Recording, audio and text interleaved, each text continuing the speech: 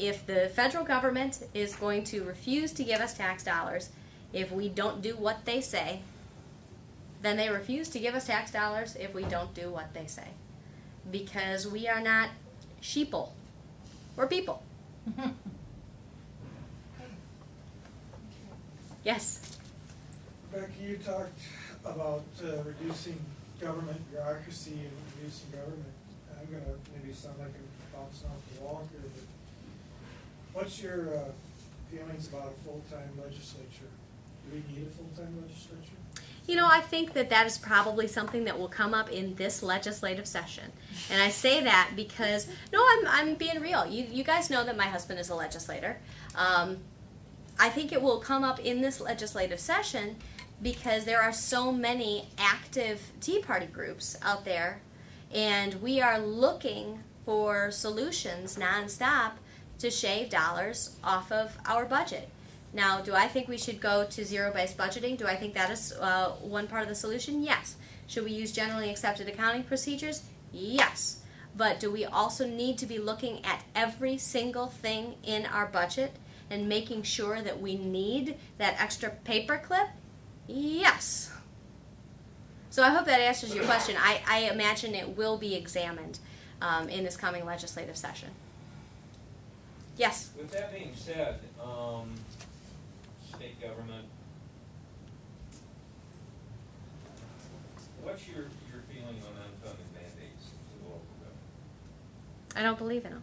I think that, you know, if you're going to mandate something, you know, it should come from a parent or a local government. I mean, the foundation of what I am saying as candidate here is that government should be local, as close to the people as possible. All right, let me ask another one then. How do you feel about unelected, unaccountable bodies in this state? Like the DNR board? Or like the RTAs? Yeah. Or Can raise taxes, you know, make up new laws. yeah. Don't like them. Buy a train. Yeah, buy a train. No. Do you? I'm with you on that, guys. I mean, I'm not going to give you a big long answer about specifically why I dislike them. You know, you shouldn't. You know, how many times have I said accountability tonight? You should not be unelected and be able to. You know, that's basically like a legal stick-up.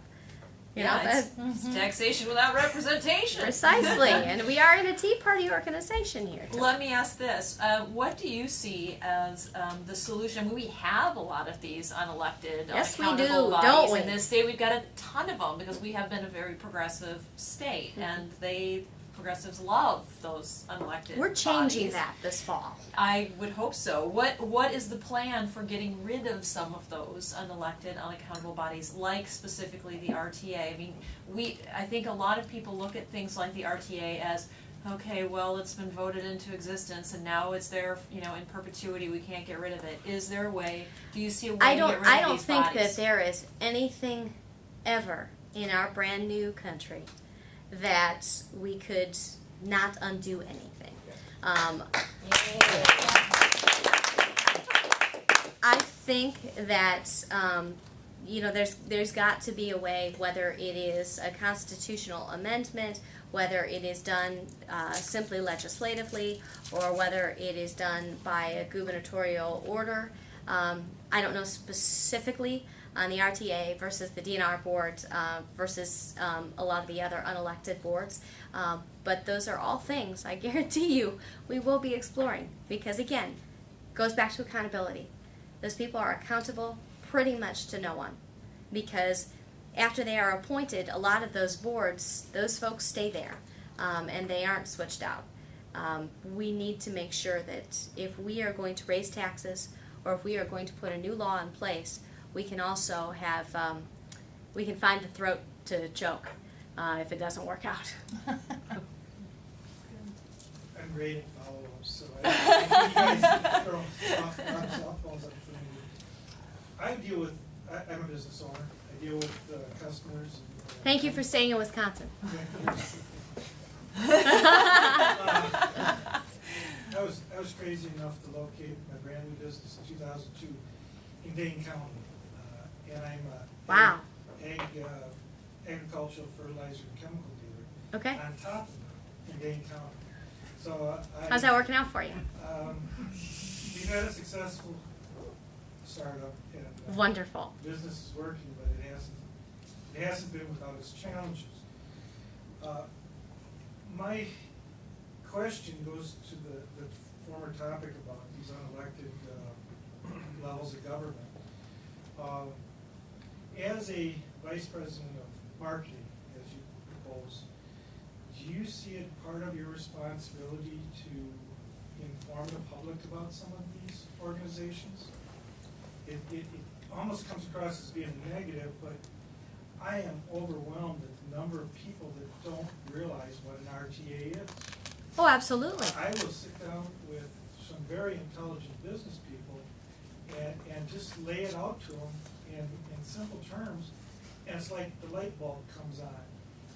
They don't know what has been done to them, and it's already done. It's like you say, a lot of people think that it's going to stay in perpetuity, and it doesn't need to, but they need to be educated about it. Yes, and folks need to be educated about their government, period, because people need to feel invested in the political process. You hear about these sad numbers in voter turnout. It's because people don't get skin in the game. They don't feel invested. They feel politics is too far removed from what they can do. And a lot of times they think one vote doesn't matter. What we need to do as an administration is make sure that people know that we are accountable. And that goes back to the Good News Wisconsin project, in making sure that people understand what we're doing on a day-to-day basis and understand how that's happening and how they can get involved and how it will directly affect their lives. We need to be talking in gallons of milk and loaves of bread instead of billions and millions. We need to be talking in units that people actually understand. And if you guys have a moment to take a look at my website one of these days, it's RebeccaForReal.com. I have a YouTube channel that you can click through to, and I have a video blog that I started last year when I was working for 620 WTMJ, Midday with Charlie Sykes. And one of the very first videos that I did exactly that. I talked about the tax increases in the current biennial budget, and instead of those tax increases, I showed what that meant actually to my family. And I started taking groceries out, and I compared it to each of the things that I could have bought versus my tax increases and what Governor Doyle instead bought with my money. And I think that really keeps it on a level for folks. We need to talk like regular folks talk. You know, part of the reason I think government seems so far away and so difficult to understand for folks is because it's all in legalese. Can't we just talk like regular people? If we talked like regular people, I really think the government would be far less intimidating. And so I admire all of you guys in this room who are not intimidated by government and who will go out and vet candidates and who will go out and protest and explore solutions and make sure that your neighbors find out about it after you've done your research. Because what I aim to do is make government less intimidating for regular folks, but that's tough work that you guys are actually doing right now. And so thank you for doing that. Yes? I hate to keep asking questions. There's so many smart brains here, probably smarter than mine. It's one thing to do marketing outward. How do you propose to do research in reverse? How do you propose to let the constituents contact you or express their feelings and frustrations back to that office? Well, there are plenty of public relations lines and that type of thing already in place. I don't propose to add departments and more bureaucracies like Tom Barrett intends to do. What I intend to do is have an open line of communication. And I know it's possible because when my husband ran for the state assembly, he pledged in his very first campaign that every single constituent phone call or email or letter he got, he would answer it personally. He's been able to deliver on that promise. I think we need to be accountable personally to the constituents of the state of Wisconsin. Does that mean that I think that our governor is going to personally return every protest phone call that he gets? No. But I do think that the days of turning a deaf ear to our constituents and the taxpayers in the state are over. Because look what that has gotten the Doyle administration. I think, what do they call us now? An angry mob? Racist. Yeah, sorry. Picked the wrong bad adjective there. I think that those days are over because we have groups like this and bloggers like myself who aim to keep the government accountable. And I think we will continue to do it because we understand what's at stake. Our children's futures, our grandchildren's futures, and the future of our country and our state. Anyone else? My mom's like, yes, when can we go?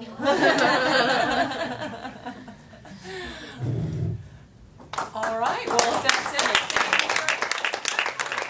Thank you. So you guys, I need your help. I need your vote September 14th. Please get me 10 more. Thank you guys very much. I appreciate it.